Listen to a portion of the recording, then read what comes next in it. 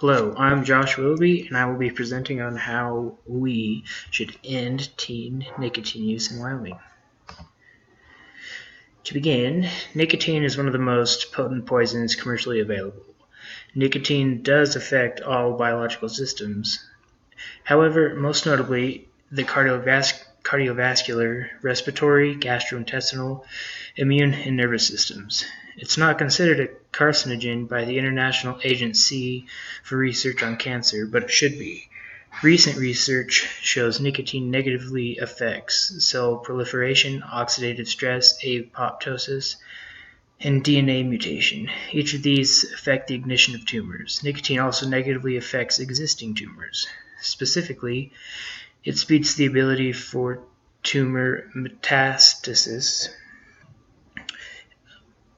Upon speaking with a former teacher of mine, I learned that most high school students don't know exactly how much harm nicotine can do. Because vaping is typically considered healthier than smoking, many assume it's completely safe.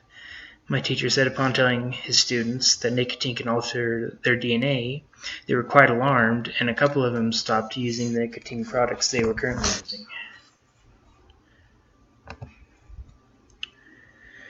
Here's a look at the worldwide, well, it's not worldwide stats, it's just in the Americas. The dotted line is the regional average on the bottom, running across. The big dotted line on the top portion, running vertically, is the global average, and the U.S. is right over the global average for nicotine use in people 15 years of age or older.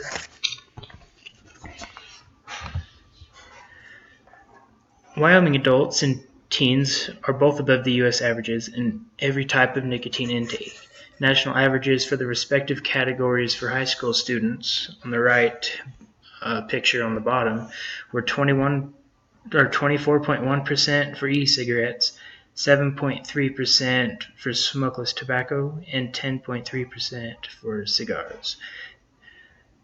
Tobaccoless nicotine is a hindrance on the progress that was being made against the tobacco industry. There are many different kinds of tobaccoless nicotine. There are vapes, which use a tank and coil system attached to the battery box. So on the top, you have your intake, or you put your juice in your tank, and the air intake is right below that, and that screws into a battery box, which usually houses two batteries. You press a button to activate the batteries, and then the coil starts burning, which vaporizes the juices, and then you would inhale. With vapes, a lot of cloud can be produced, which enables vape tricks. And with vapes, there are a lot of flavors available for them rather than in other types of tobaccoless nicotine, which makes it appealing for teens. Another type of e-cigarette are pod systems. So a pod system is where you would fill the top portion. Usually you would plug it into the battery, and then you just inhale through it, and so you don't have to press a button to activate the battery. It automatically activates, much like a traditional e-cigarette. With these, the nicotine delivery is much higher than vapes, and vapes are already higher than cigarettes. For example, one Juul pod contains as much nicotine as 20 cigarettes. And that's not even the strongest one. If you get custom refillable pod systems, then the nicotine intake can be much higher.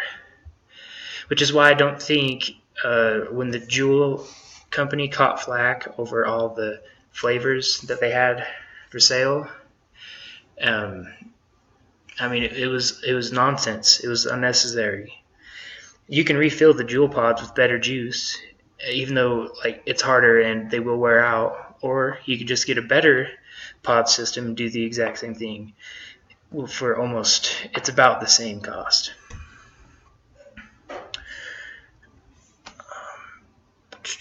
Another way that nicotine can be ingested without tobacco is tobaccoless pouches. So it's a pouch that you would put in your gums, much like chewing tobacco.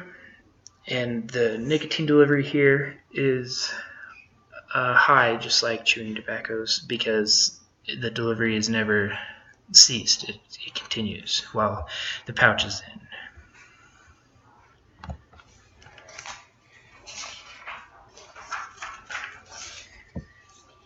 Currently, nicotine products are not taxed well in the state of Wyoming.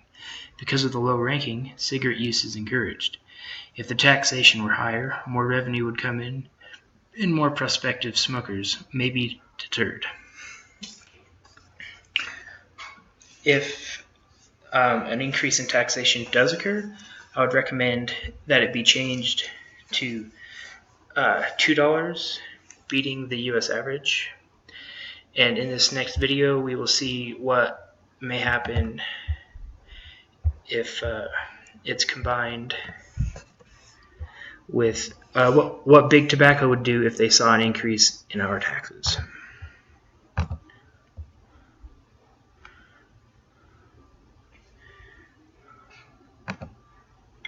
decades ago, big tobacco had its existential moment.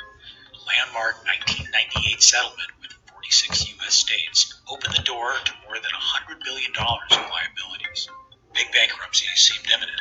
The industry faced a future of increasing regulation and declining sales. Investors fled the sector. Turns out, though, things didn't end up nearly so bad for the tobacco industry. Revenues in the United States hit $117 billion in 2016, up from $78 billion in 2001. The United States generates more tobacco profits than any other market in the world outside China. Americans spent more than $90 billion at retail stores on cigarettes last year. Compare that to about $50 billion on beer and $40 billion on soda. But smoking rates are dropping. In 1995, about 25% of Americans smoked. 20 years later, in 2015, only 15% did. Taxes have significantly increased, and yet industry profits have gone up. How can this be? The answer lies in the strange economics of the industry and the profound disconnection between the price it costs to manufacture a pack of cigarettes and the price at which they are sold. Last year, the average price of a pack of Marlboros in the United States was $6.31. Only 18% of that was actual manufacturing costs, while retail markup was 17% and the taxes 42%. This leaves operating profits of around 20%.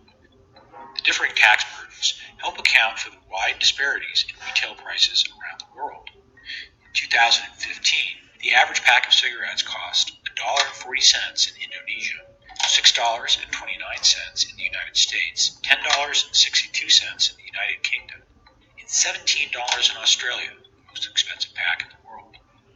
British American Tobacco says that it makes the same amount of revenue selling just 2 packs of cigarettes in the United States as it does selling 13 in its developing markets. With every tax increase, cigarette manufacturers continue to tack on higher margins for themselves. In 2001, the average pack in the United States cost only $3.73. By 2005, that climbed to $4.05, to $5.87 in 2010, and an estimated $6.42 last year. What makes this all possible, of course, is that cigarettes are addictive. Prices are determined less by the traditional laws of supply and demand than on what consumers are able to spend and what consumers are willing to spend based on the intensity of their cravings.